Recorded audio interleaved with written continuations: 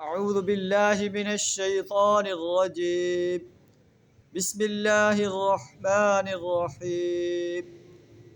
الله الذي خلق السماوات والأرض وأنزل من السماء ماء فأخرج به من الثمرات رزقا لكم وسخر لكم الفلك لتجري في البحر بأمره وسخر لكم الأنهار وسخر لكم الشمس والقمر دائبين وسخر لكم الليل والنهار. صدق اللہ العظیم.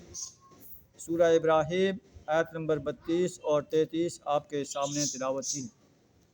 ان آیات کے اندر اللہ تعالیٰ مناظر قدرت بیان فرما رہا ہے. ان کا ترجمہ کچھ اس طرح ہے: اللہ الذی خلق السماوات والارض، اللہ وہ ہستی ہے جس نے آسمان و زمین کو پیدا کیا.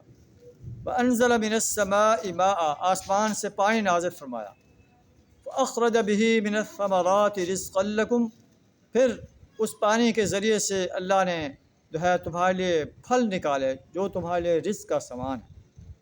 وسخر لکم الفلک لتجری فی البحر بامرہ، اور اللہ نے تمہارے لیے کشتیاں مسخر کر دیں تاکہ اللہ کے حکم سے تم سمندر کے اندر سفر کر سکو.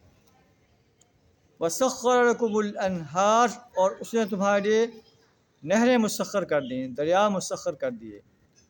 وسخر لکم الشمس والقمر دائبین، اللہ نے تمہارے لیے سورج اور چاند کو مسخر کر دیا جو لگاتار اپنی ڈیوٹی انجام دے رہے ہیں. وسخر لکم اللیل والنہار، اور رات اور دن کو تمہارے لیے مسخر کر دیا. ان تمام نعمتوں کو جو ہے اللہ تعالیٰ بیان فرما رہا ہے کہ ان نعمتوں کی قدر کرو. یہ سارے نعمتیں جو ہے تمہارے لیے نفع کا سامان ہیں.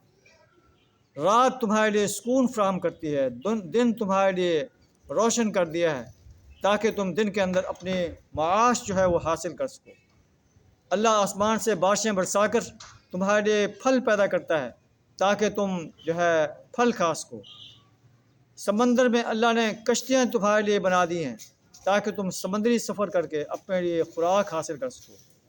اللہ فرماتا ہے یہ سب چیزیں میں نے تمہارے لیے پیدا کی ہیں اور تمہیں اپنے لیے پیدا کیا ہے کہ تم میری غلامی کرو، میری بندگی اختیار کرو، میری پرستش کرو، میری غلامی اختیار کرو، میری اطاعت کرو.